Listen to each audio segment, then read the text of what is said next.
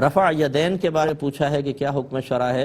رفع یدین کے مطلب سے رفع یدین دونوں ہاتھوں کو اٹھانا، تو یہ صرف ہمارے فقہ حنفی میں جب تکبیر تحریمہ ہوتی ہے پہلے جو تکبیر لگاتے ہیں اس میں کانوں تک ہاتھ اٹھاتے ہیں، یا دعائے قنوت پڑھنے کے لیے تکبیر لگائی جاتی ہے، یا جو مطلب عیدین کی نمازیں ہیں اس میں تکبیریں ہوتی ہیں تو رفع یدین کرتے ہیں۔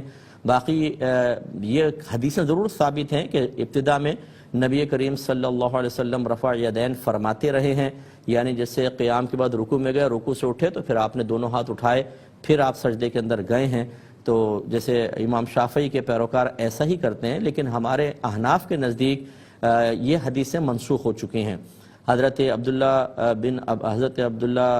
بن مسعود رضی اللہ تعالیٰ عنہ یہ اکثر نبی کریم صلی اللہ علیہ وسلم کے آخری عمر مبارکہ کے اعمال اختیار کرتے ہیں، اور ان کی روایات سے ثابت ہے کہ سرکار نے آخری عمر میں رفع یدین کو ترک کر دیا تھا۔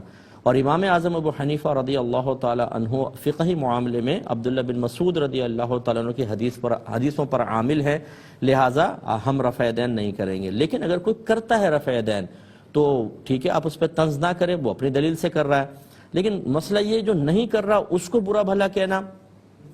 رفع یدین زیادہ سے زیادہ سنت کریمہ، یہ کوئی فرض یا واجب نہیں ہے۔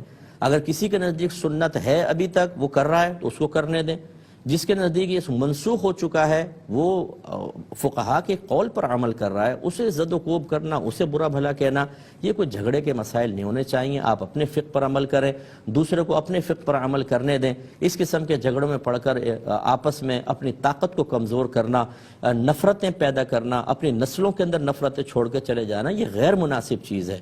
یہ فروعی اختلافات ہیں، کوئی اصولی اختلافات نہیں ہوتے، یعنی کفر اور اسلام کی جنگ نہیں ہے، یہ مستحب اور غیر مستحب، سنت اور غیر سنت کا مسئلہ ہے۔ ان میں نرمی اور آسانی ہے، جو جس امام کو فالو کرتا ہے وہ اس کے مطابق عمل کرے، دوسرے کو اس پہ طنز کرنے یا اس پہ تنقید کرنے کا حق حاصل نہیں ہوتا۔